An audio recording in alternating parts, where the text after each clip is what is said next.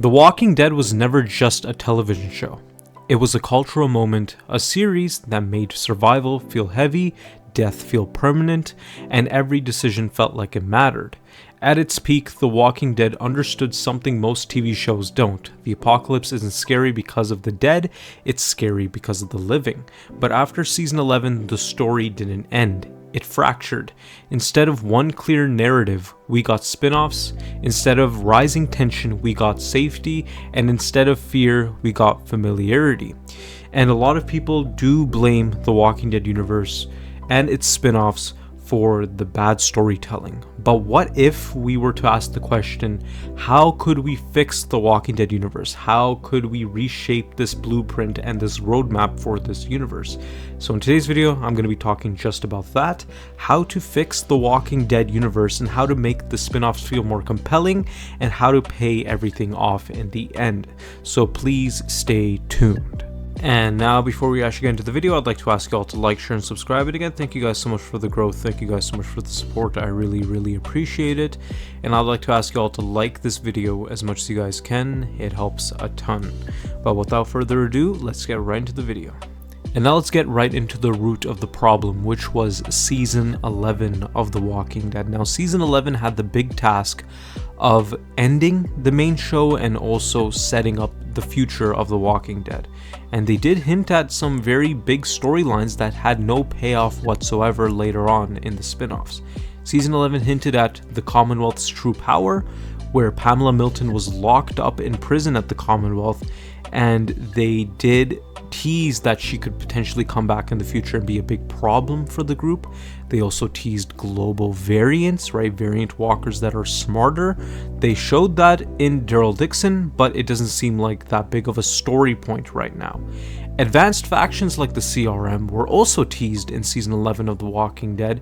Yet again, there's no payoff. As of right now, we only know of two major groups, which are the Commonwealth and the CRM. The Commonwealth has been taken over by the main surviving group, and the CRM was destroyed by Rick and Michonne. But in season 11, they did tease at more factions like the CRM, more groups that were in cahoots with the Commonwealth, that if Lance Hornsby was not safe and sound, they would come after the Commonwealth. And it's been years since season 11, and we got no payoff for that whatsoever. And also, season 11 hinted at a brighter future, a future beyond scavenging. But all of that stuff was not committed, right? There was no payoff for any of that stuff. But what season 11 should have been was a small beginning to a brighter future, a bigger story, and a story beyond camps, lone wolves, and the generic we need food plots. Instead, it should have set up and it should have been paid off with politics, ideology, power struggles, and who gets to rebuild the world and how. Because the way I see it, The Walking Dead's main show is all about adapting into the apocalypse, how to survive, how to keep your own stomach full and how to keep your family's stomach full and how to not turn on each other. But post season 11 should be all about who gets to rule the world, and if humanity is still the number one priority, or is it still power like the old world. And now I want to get into the second glaring issue of the Walking Dead universe, which is the CRM itself. And now the CRM has been built up since season 8 of The Walking Dead. It was teased in season 11 of The Walking Dead, and also in Fear the Walking Dead, the CRM had a major role to play, and it seemed like the CRM was the big end game of this universe. But yet again, they showed in The Ones Who Live that only 2 people can come into the CRM, kill its leader, and just call it a day from there, changing the entirety of the CRM in one go. But it should not be like that. The way I would have done it, or the way to do it, is that you have to put the CRM in each spin-off. For example, the French scientists were teased at the end of World Beyond. World Beyond being a CRM focused show.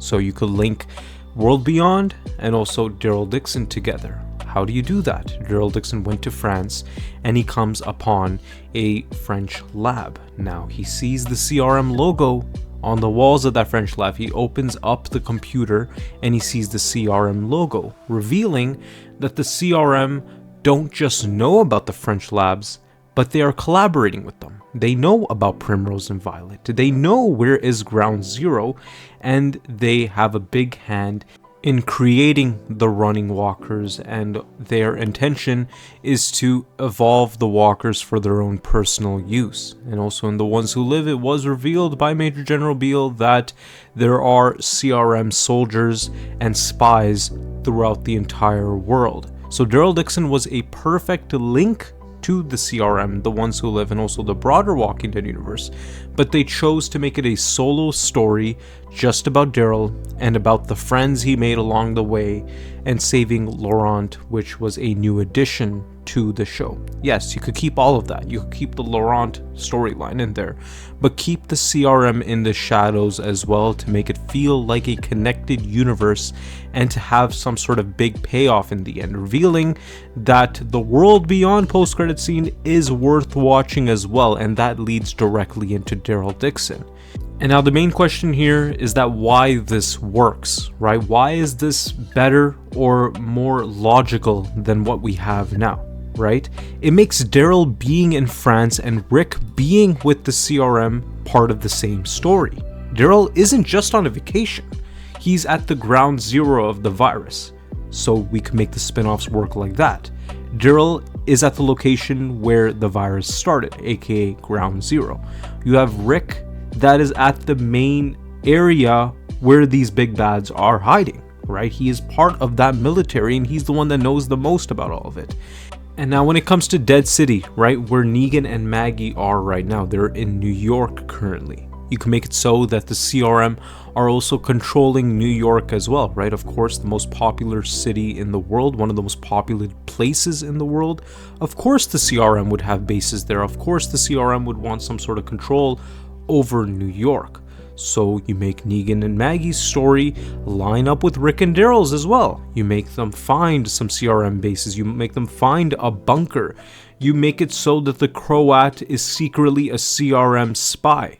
Or you make some other storyline where somebody else in the Barazzi is part of the CRM as well, right? To make everything more connected, to make all of these stories line up at the same time, instead of having them be scattered and having their own separate stories that don't build up to anything whatsoever. And now let's talk about The Ones Who Live, right? The big show that promised us to answer more about the CRM, to give us more looks into how do they operate their military. Now, as we all know, the CRM works in the shadows, right? It's a shadow government that cannot get their secrets out there, right? And the whole thing about the CRM and Rick's story is that the CRM didn't save Rick, they captured Rick, right? And eventually Rick was able to gain their trust and become a soldier. Now, when we have Michonne in the fray, they make it seem like an easy task to overthrow a government, kill its leader, and to go back home scot-free. I would not have it like that whatsoever, right? I would make it so that it's an impossible task to escape the CRM, right? And whose help do they need? Well, of course, they would need Morgan's help in this mission. And now, as you all know, at the end of Morgan's story in Fear the Walking Dead, it was revealed that Morgan went out looking for Rick, right? And as we know, as of right now, he's still looking for Rick. There was no reunion whatsoever, nor there was any mention of Morgan in any other spin-offs, especially The Ones Who Live. But in this story, right, the way I would do it is that I would have Morgan be a protagonist in The Ones Who Live. He would be one of the main characters that helps Rick and Michonne escape. Now, of course, Rick and Michonne, they were able to reunite in the first episode. So in the later episodes, I would say about episode 3 or 4, they introduce Morgan again, and he already knows about the CRM, right? He's encountered them multiple times. He's seen those helicopters, and with this journey to go look for Rick, he's been seeing a lot of helicopters in the area, and then he finds some clue of Rick Grimes being in this base. And now when Michonne was taken by the CRM, a phone drops with the sketch of Michonne and Judith. Morgan finds that in the woods, and then he tracks it down to the CRM base. And from the outside, because Morgan already knows what the CRM is capable of, he finds a way to infiltrate the CRM. Now, I would say that Morgan could sneak into the CRM, right? And I know I said before that the CRM should feel like a military so powerful that it's impossible to infiltrate it and also to escape it, but it's more realistic than Michonne and Rick taking down the whole military. So some way, somehow, Morgan sneaks into the CRM, probably through the sewage system, or he grabs a dead soldier's uniform and then he just sneaks his way in because he knows that Rick is in there.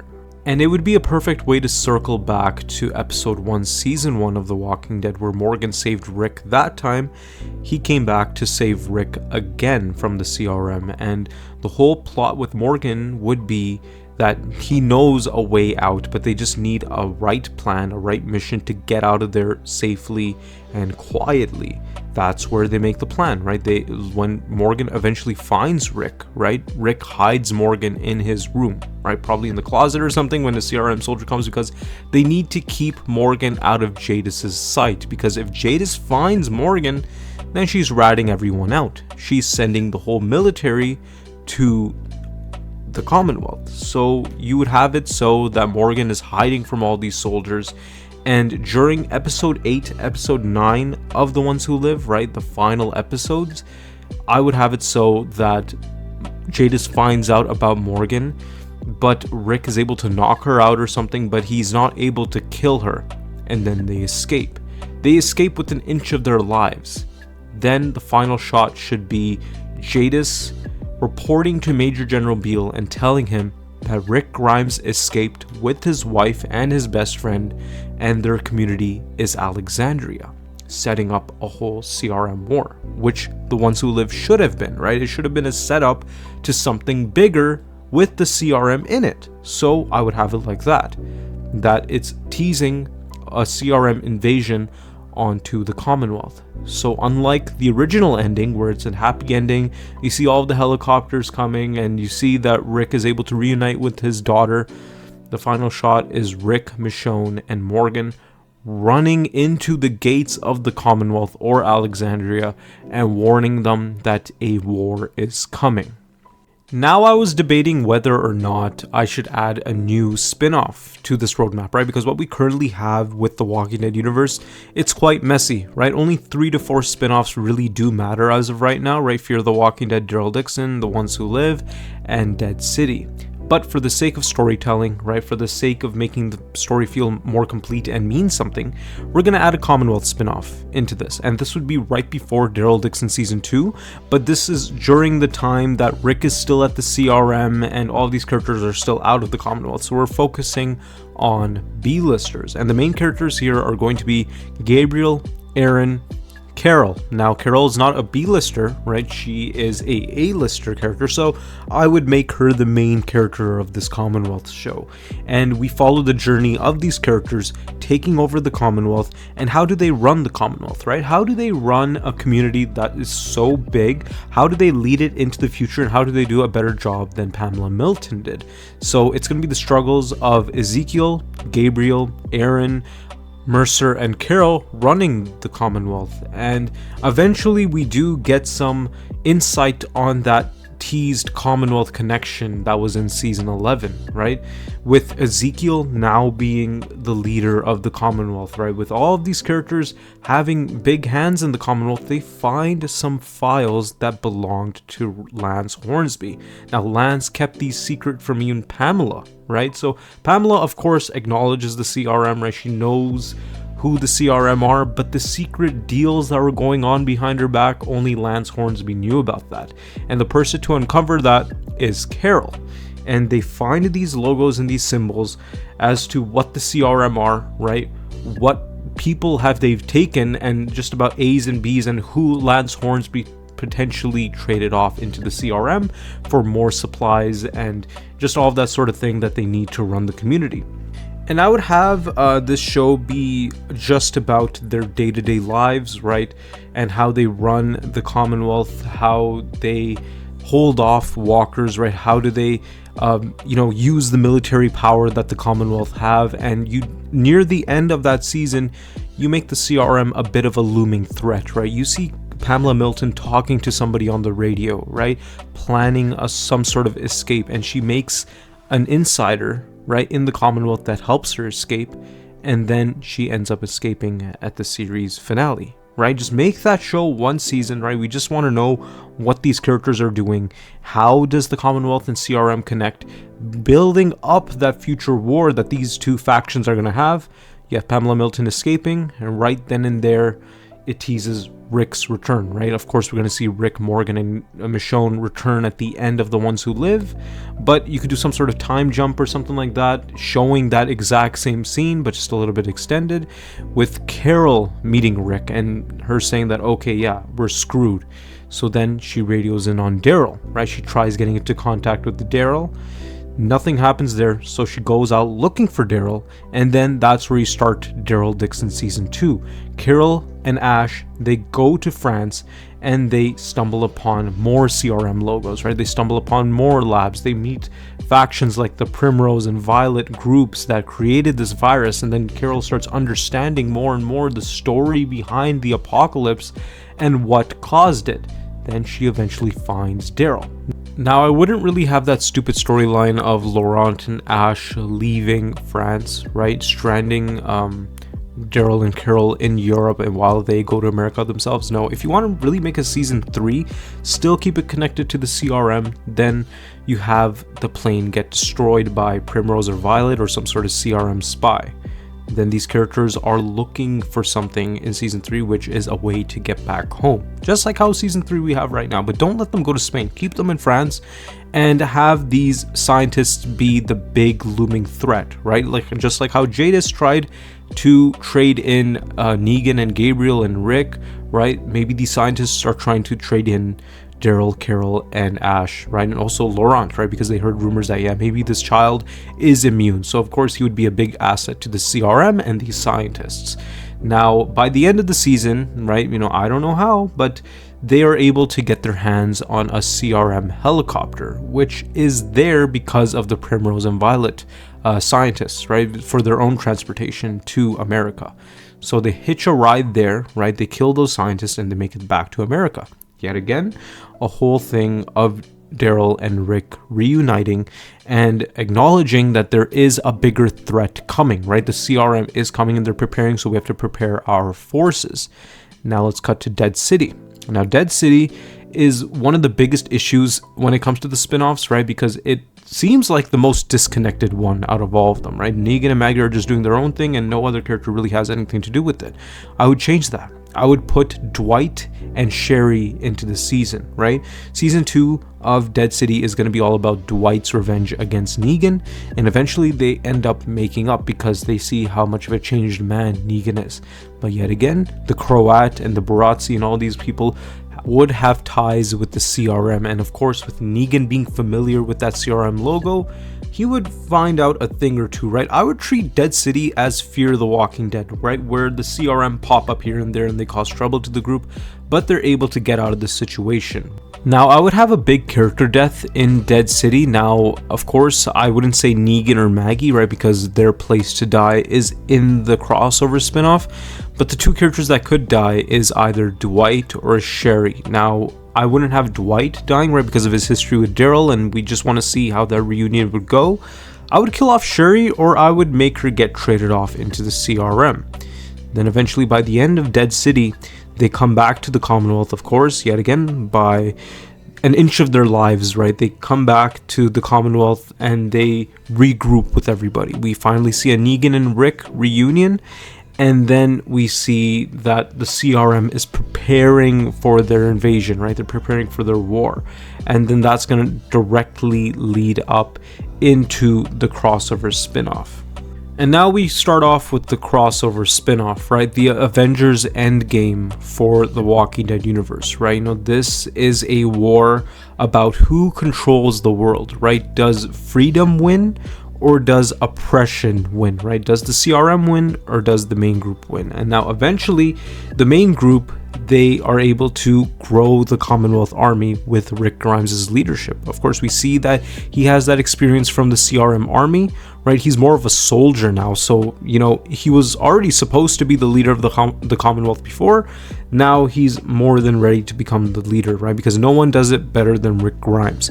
And in this spin-off, I would introduce the Fear characters once again, right? And they come because of Morgan, Sherry, and Dwight, right? And Morgan radio-ins on a lot of these characters, right? And he asks them to come, right, to a bigger community and a better life, and also to prepare for war.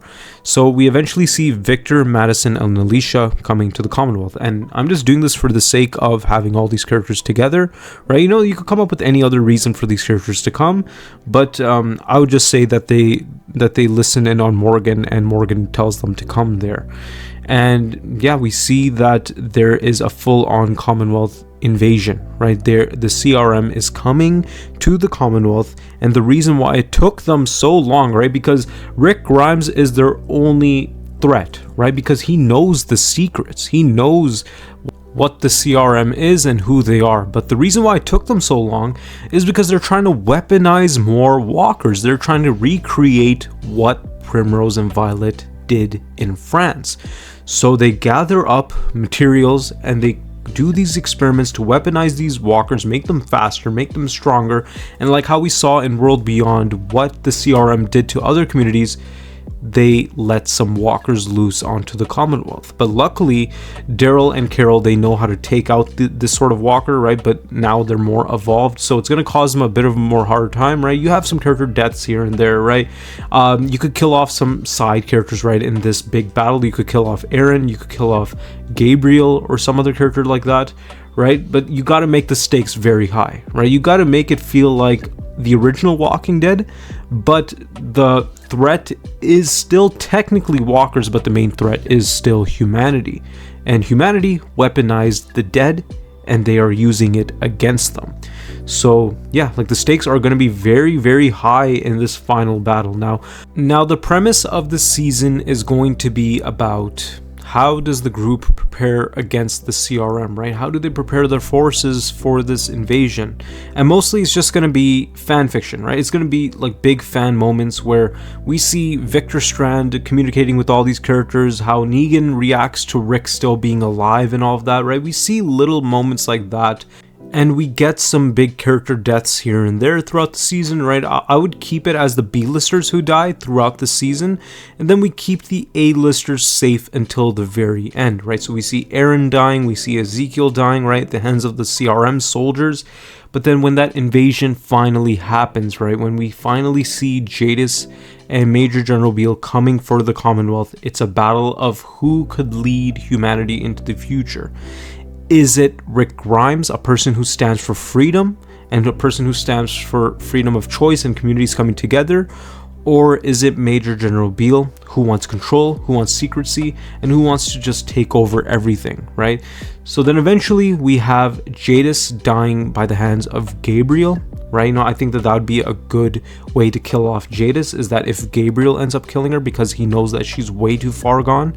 And when it comes to A-listers dying, right, I would have Daryl be the final sacrifice of this show, right? Now have him sacrificing himself for Rick, basically mirroring that moment of Rick on the bridge and where Daryl couldn't save him.